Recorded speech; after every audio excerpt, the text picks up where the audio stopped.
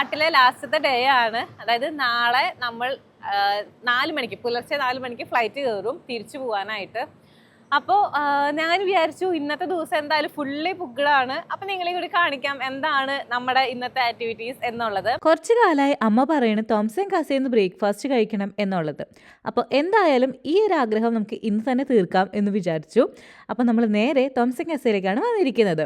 അവർക്ക് ഉച്ചത്തെ അത്രയ്ക്കും ഉള്ള വിഭവങ്ങൾ രാവിലെ ബ്രേക്ക്ഫാസ്റ്റിന് ഇല്ലാട്ടോ. എന്നാലും ഉള്ളതെല്ലാം നമ്മൾ വാങ്ങിച്ച് അതും കഴിച്ച് നമ്മൾ നേരെ പോകുന്നത് എൻ്റെ ഫിസിയോതെറാപ്പിക്ക് വേണ്ടിയിട്ടാണ് കേട്ടോ. 2 മാസമായി ഞാൻ എൻ്റെ പെയിനും കൊണ്ട് നടക്കുന്നതല്ലേ. അപ്പോൾ എന്താണ് ഇത് ഉണ്ടാവാനായിട്ടുള്ള റീസൺ എന്നുള്ളത് ഞാൻ പറയാം. അങ്ങനെ എൻ്റെ ഇന്നത്തോടു കൂടി ഫിസിയോതെറാപ്പി കഴിഞ്ഞിരിക്കുകയാണ്. അപ്പം നമ്മളിപ്പോൾ ഉള്ളത് എലമെന്റ്സ് 5 എന്ന് പറഞ്ഞിട്ടുള്ള ഒരു ഫിസിയോതെറാപ്പി സെൻറ്ററിലാണ്. അപ്പോൾ അറിയാലോ 3-4 മാസമായി എനിക്ക് നെക്ക് പെയിനും ഷോൾഡർ പെയിനൊക്കെ ആയിട്ട് ഞാനിങ്ങനെ നടക്കുന്നത്. അങ്ങനെ ലാസ്റ്റ് ഇപ്പോൾ എനിക്ക് പെയിനുകളൊന്നും ഇല്ലാതെ ഞാൻ തിരിച്ചു പോവുകയാണ്. ഇന്ന് പോകാമെന്ന് നിങ്ങൾക്ക് അറിയാലോ. അപ്പോൾ എന്നെ ട്രീറ്റ് ചെയ്തിട്ടുള്ള ആൾക്കാരാണ് ഇവർ. അപ്പം ഞാൻ പേര് പറയാം: ശ്രീലേഖ, അഖില, അഞ്ജന, നിമ്മി. അപ്പോൾ ഇവരൊക്കെയാണ്, ഇവരുടെ കൈപ്പണിയിലാണ് ഞാൻ ഇങ്ങനെയായത്. അപ്പോൾ എല്ലാവരോടും താങ്ക് യു. ഭയങ്കര ഫ്രണ്ട്ലി ആണ് കേട്ടോ. ശരിക്കും എനിക്ക് ഇവിടേക്ക് വരാമെന്ന് പറയുമ്പോൾ എനിക്ക് എൻ്റെ കോളേജിൽ പോകണ പോലെ ഭയങ്കര തോന്നിയത്. പിന്നെ ഇവരൊക്കെ കുഞ്ഞു പിള്ളേരാണല്ലോ. അപ്പോൾ ഒരു എന്താ പറയുക, ചെറുപ്പത്തിൻ്റെ വൈബ് നമുക്ക് കിട്ടുമല്ലോ. അപ്പോൾ അത് കാരണം കൊണ്ട് ഭയങ്കര രസമായിരുന്നു. സത്യം പറഞ്ഞാൽ മിസ് ചെയ്യുമായിരിക്കും. അപ്പോൾ നല്ല രസമായിരുന്നു കേട്ടോ. ഇവരപ്പോൾ 1.5 മണിക്കൂറൊക്കെ പോകുന്നത് ഞാൻ അറിയുന്നുണ്ടായിരുന്നില്ല. അപ്പോൾ വീണ്ടും എല്ലാവരോടും താങ്ക് യു പറയുന്നു. എക്സസൈസ് ഒക്കെ ചെയ്യാൻ പറഞ്ഞിട്ടുണ്ട്. ചെയ്യോ ഇല്ലേ എന്നുള്ളതൊക്കെ എൻ്റെ മടി അനുസരിച്ചിരിക്കും. എന്നാലും പെയിൻ വരുമ്പോൾ ഞാൻ ചിലപ്പോൾ ചെയ്യുമായിരിക്കും. അപ്പോൾ നമുക്കെന്നാ ഞാൻ ടാറ്റ പറയട്ടെ. അപ്പോൾ അടുത്തത് ജിമ്മിൽ പോകാനാണ് പോണ കേട്ടോ. അപ്പോൾ ഇത് കുരിയച്ചിറയാണെന്നാണ് എൻ്റെ ഓർമ്മ. കുരിയച്ചിറയുള്ള ഗോൾഡ് സിമിൽക്കാണ് പോണേ കേട്ടോ. അപ്പോൾ ഞാനും മുത്തുണ്ണിയും മമ്മിയും കൂടിയിട്ടാണ് പോണേ. 1 2 3 4 5 7 8 9 10. ഇനി എനിക്ക് പറയാനുള്ളത് പെൺകുട്ടികളോടാണ് കേട്ടോ. നമുക്ക് ഫ്രണ്ട് വരുമ്പോൾ നമുക്കതൊരു നാണക്കേടായിട്ട് തോന്നിയിട്ട് നമ്മൾ കുനിഞ്ഞ് നടക്കാനായിട്ട് തുടങ്ങും. അതുമൂലം നമ്മുടെ ബോഡി പോസ്ചറിൽ ഇഷ്യൂസ് സംഭവിച്ചു തുടങ്ങും. അത് നമുക്ക് അപ്പയൊന്നും മനസ്സിലാവില്ല. പക്ഷെ കുറേ കാലങ്ങൾക്ക് ശേഷം നമ്മൾക്ക് ഈ നെക്ക് പെയിൻ, ഷോൾഡർ പെയിൻ, ഇതേപോലുള്ള പെയിനുകളെല്ലാം വരാനായിട്ട് തുടങ്ങും. സോ നമ്മുടെ ബോഡി പാർട്സ് എല്ലാതും ഒരു സ്ത്രീക്ക് അല്ലെങ്കിൽ ഒരു പെൺകുട്ടിക്ക് ഉണ്ടാവുന്ന സംഭവങ്ങളാണ്. അതൊക്കെ നമുക്ക് ഉണ്ടാവും എന്ന് തന്നെ വിചാരിച്ച് നെഞ്ച് വിരിച്ച് തന്നെ എല്ലാവരും നടക്കാനായിട്ട് ശ്രമിക്കുക. അങ്ങനെ നമ്മുടെ ജിമ്മ് കഴിഞ്ഞു. നമ്മളിതാ ഇപ്പോൾ വടക്കുന്നാഥൻ്റെ അടുത്തേക്ക് പോയോണ്ടിരിക്കുകയാണ്. അതായത് റൗണ്ടിലേക്ക് പോയോണ്ടിരിക്കുകയാണ്. അവസാന റൗണ്ട് ഷോപ്പിംഗ് നടത്തണം. മുത്തുണ്ണി നമ്മുടെ കാർ എവിടെയെങ്കിലും ഒന്ന് പാർക്ക് ചെയ്യണം. എന്നിട്ട് നമ്മൾ ഓട്ടോ വിളിച്ചിട്ട് പോകാമെന്നാണ് വിചാരിക്കുന്നത്. വേറൊന്നുമല്ല, നമുക്കിപ്പോൾ ഇവിടെ കലോത്സവം നടക്കുന്നുണ്ട്. അപ്പോൾ കലോത്സവത്തിൻ്റെ തിരക്കുണ്ട്, അല്ലാതെ നോർമൽ തൃശ്ശൂരിൻ്റെ തിരക്കുണ്ട്. എല്ലാം കൂടിയായപ്പോൾ കുറച്ചധികം തിരക്കുണ്ട്. സോ നമ്മൾക്ക് എവിടെയെങ്കിലും വണ്ടി പാർക്ക് ചെയ്തതിന് ശേഷം നമ്മൾക്ക് ഡ്രസ്സോ എന്തെങ്കിലുമൊക്കെ ഞങ്ങൾക്ക് ഷോപ്പ് ചെയ്യാനുണ്ട്. അതായത് നമ്മുടെ വീടൊക്കെ നമ്മുടെ അപ്പുറത്തെ ഡച്ചുകാരുടെ കയ്യിലാണ് കൊടുത്തിട്ടാണ് വന്നിരിക്കണേ. അതേപോലെ കാറ് സ്റ്റാർട്ട് ചെയ്യാനൊക്കെ അവരോട് പറഞ്ഞിട്ടുണ്ട്. അപ്പോൾ അവർക്കൊക്കെ എന്തെങ്കിലും വാങ്ങിച്ചുകൊണ്ട് ഒന്ന് കൊടുക്കണം നമുക്ക്. അവർക്ക് ഇവിടേക്കാ ഓക്കെ. അപ്പോൾ നമുക്ക് മുനിസിപ്പാലിറ്റി അടുത്തേക്ക് വരണം എന്നൊക്കെയാണ് പറയുന്നത്. അപ്പോൾ നമുക്ക് വടക്കുന്നാഥനെയും കണ്ട് അവസാന വടക്കുന്നാഥനായിരിക്കും അല്ലേ ഇത്? അവസാന പറയാൻ പറ്റില്ല. റൗണ്ടായ കാരണം കൊണ്ട് ചിലപ്പോൾ നമ്മൾ 3-4 വട്ടം വലം വെച്ചെന്നിരിക്കും. എന്നാലും അതും കണ്ട് നമ്മൾ ഡ്രസ്സ് ഷോപ്പ് ചെയ്യാൻ വേണ്ടി പോവാണ് കേട്ടോ. എനിക്ക് കലോത്സവം കാണണമെന്നുണ്ടായിരുന്നു. അതും നന്നായിട്ട് ഇരുന്ന് കാണണം എന്നുണ്ടായിരുന്നു കേട്ടോ. പക്ഷേ സമയത്തിൻ്റെ പരിമിതി മൂലം എനിക്കത് കാണാനായിട്ട് സാധിച്ചില്ല. പക്ഷെ പോകുന്ന വഴിയിൽ എല്ലാവരും ഞാൻ ഒളിക്കണ്ടിട്ടിട്ട് എന്താണ് അവിടെ നടക്കുന്നത് എന്നുള്ളത് കാണാനായിട്ട് ശ്രമിക്കലുണ്ടായിരുന്നു. പിന്നെ പോകുന്ന വഴിയിലുള്ള കടകൾ മുഴുവനും ഞാനിങ്ങനെ മാറി കയറി നടക്കുന്നുണ്ടായിരുന്നു കേട്ടോ.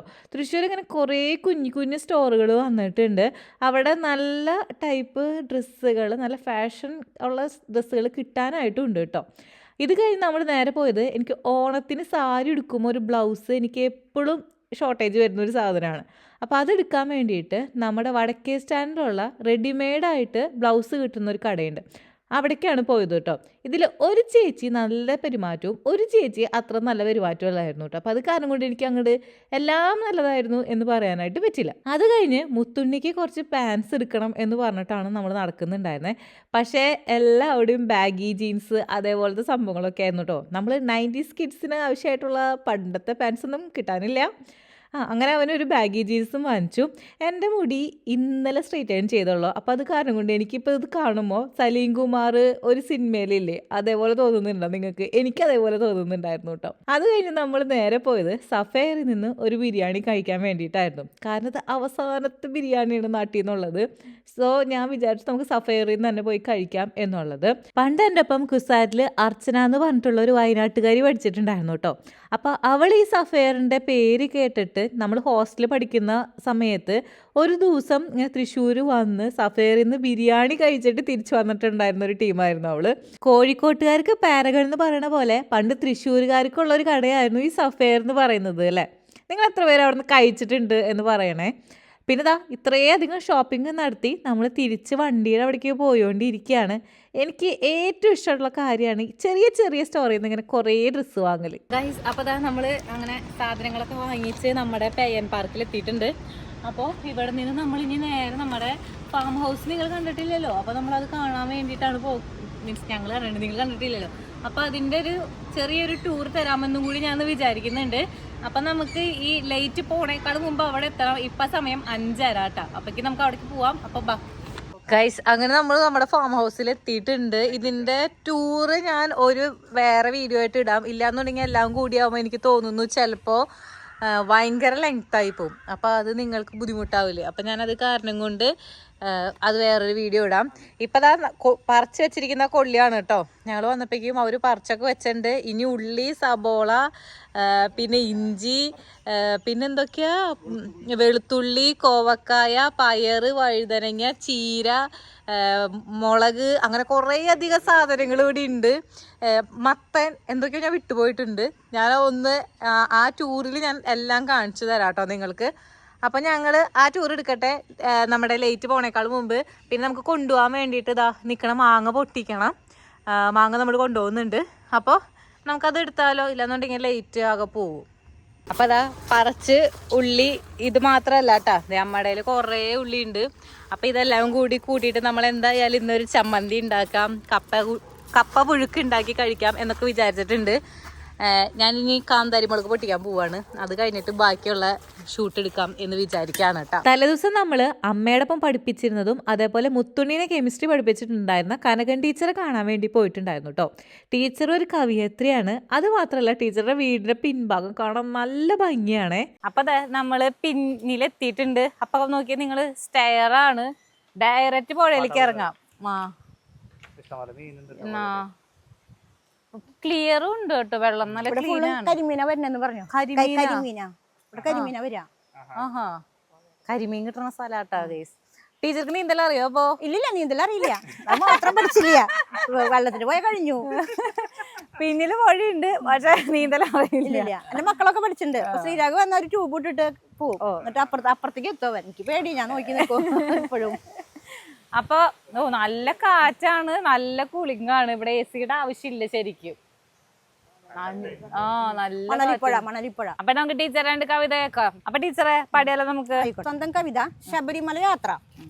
ശബരിമല യാത്രയ്ക്കു നേരമായി, അയ്യനെ കാണാൻ തിടുക്കമായി, 41 വ്രതത്തിലായി, ഞാനും എൻ കുടുംബവും യാത്രയായി. യാത്ര തൻ മുമ്പേ വ്രതത്തിലായി, വാരണാസി കാശി കണ്ടു ഞങ്ങൾ, അയ്യന്റെ സന്നിധി പോകുവാനായി മോഹിച്ചൊരു വേള കാത്തിരുന്നു. ഇനി നമുക്ക് രാമേശ്വരം ഒന്ന് കണ്ടാലോ? സ്വന്തം കവിത. രാമേശ്വരം യാത്ര. അന്നൊരു യാത്രയിൽ കണ്ടു ഞാൻ രാമേശ്വരത്തിന്റെ കാഴ്ച, 50 പേരുള്ള കൂട്ടം ആ ഒരു വണ്ടിയിൽ അങ്ങനെ പോയി. രാത്രിയായുള്ളൊരു നേരം ഞങ്ങൾ രാപ്പാടി പാട്ടുകൾ കേട്ടും, തൃശ്ശൂരിൻ ഹൃദയത്തുടുപ്പിൽ ഞങ്ങൾ രാമേശ്വരം യാത്ര പോയി. അപ്പൊ നമ്മൾ ടീച്ചറെ കുറച്ച് കവിതകളൊക്കെ കേട്ടു അല്ലെ? അപ്പൊ ഇത് എങ്ങനെയാ ടീച്ചർ ഇതിലേക്ക് എത്തിയേ എന്നുള്ളതൊന്ന് പറഞ്ഞേ. ഞാൻ സ്കൂളിൽ പഠിപ്പിച്ചുകൊണ്ടിരിക്കുന്ന സമയത്തെ ഈ അസംബ്ലിയിലെ ഓരോ ദിനാചരണങ്ങളുണ്ട്. അപ്പൊ അത് ആചരിക്കാനായിട്ട് മിക്ക ടീച്ചേഴ്സിനും അത്ര വലിയ ഇഷ്ടമില്ല. അവസാനം എന്റെ തലയിലേക്ക് തന്നെയാണ് അത് വരിക. എനിക്ക് അങ്ങനെയാണ് വന്നതെന്ന് ഞാൻ അതിനോട് ഇഷ്ടപ്പെട്ടു. റീഫ്രഷ്മെന്റും ഇതാണ് എന്റെ മെയിൻ ആയിട്ടുള്ള പരിപാടി.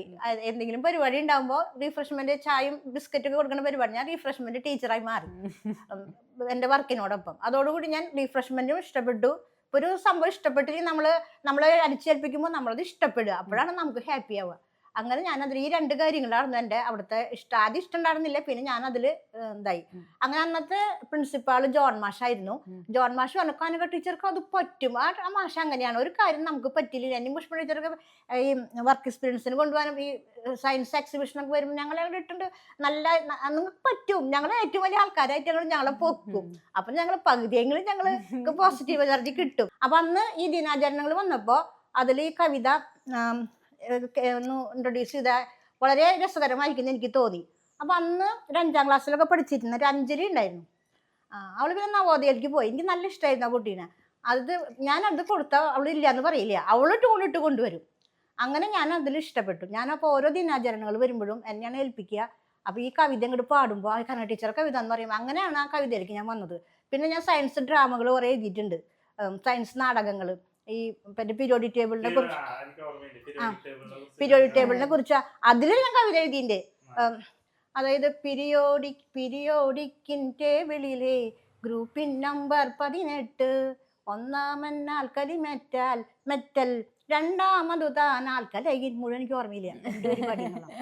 അപ്പൊ ഇതങ്ങോട്ട് കേൾക്കുമ്പോ കുട്ടികൾക്കേ ഭയങ്കര ഉത്സാഹമായിരിക്കും പാട്ടൊക്കെ കേൾക്കുമ്പോ. അപ്പൊ ഇത് ഓർമ്മ വരും.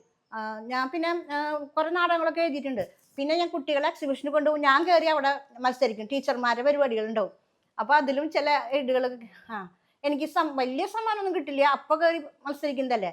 എന്നിരുന്നാലും ചെറിയ സമ്മാനമൊക്കെ കിട്ടും, കുറച്ച് സർട്ടിഫിക്കറ്റ് ഒക്കെ കിട്ടിയിട്ടുണ്ട്.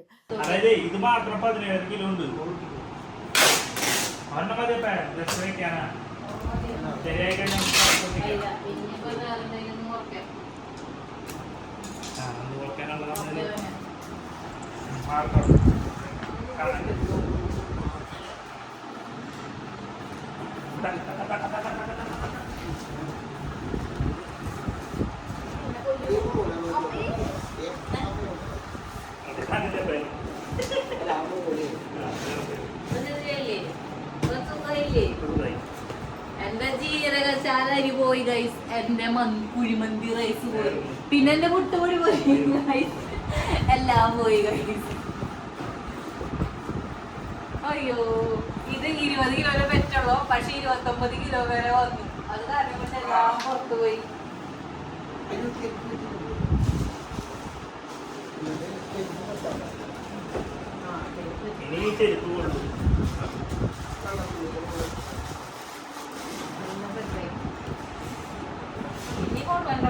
ഗൈസ്, അങ്ങനെ നമ്മൾ ഏകദേശം എല്ലാ പെട്ടികളും ഒരു വിധത്തിൽ കണക്ക് മുട്ടിച്ചിട്ടുണ്ട്.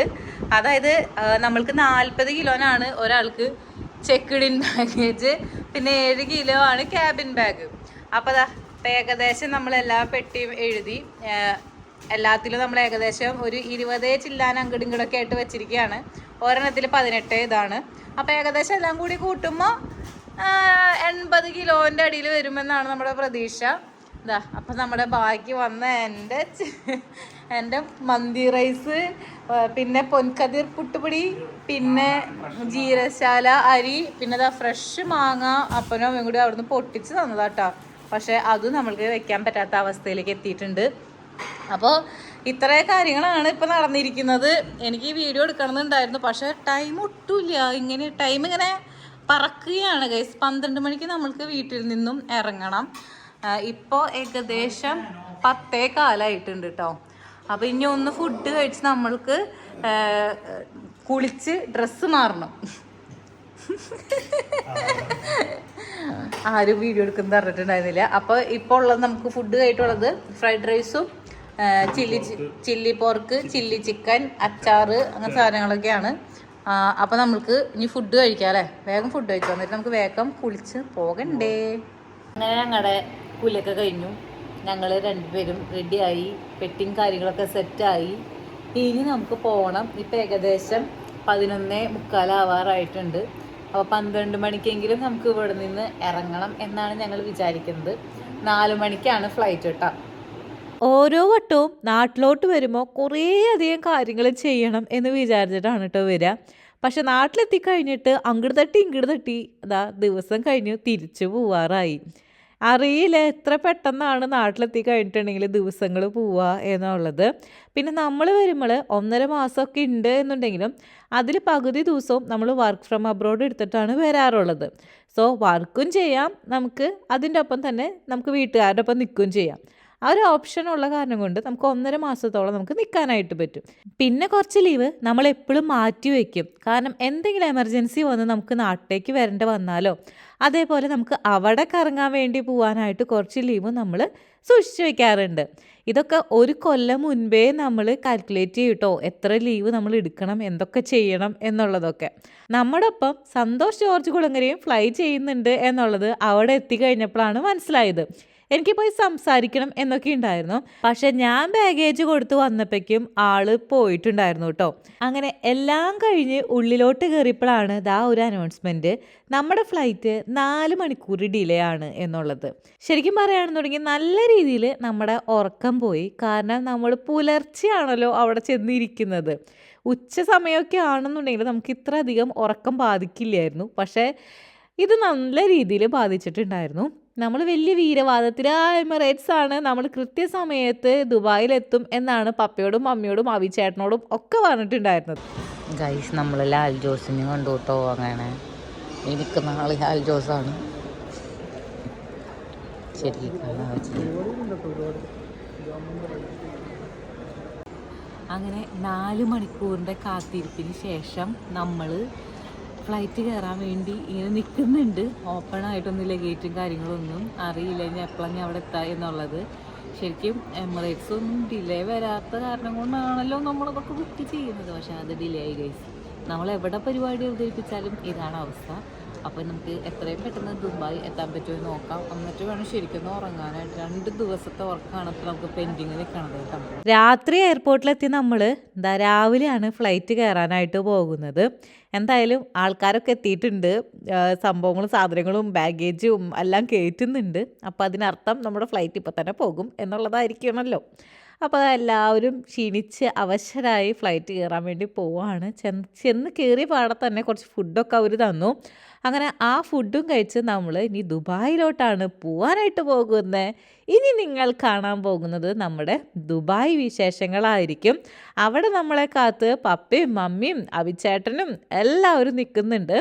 സോ നമുക്കിനി ദുബായിൽ പൊളിക്കാം. അപ്പോൾ അടുത്ത വ്ളോഗ് കാണുന്നതുവരെ എല്ലാവർക്കും ബൈ.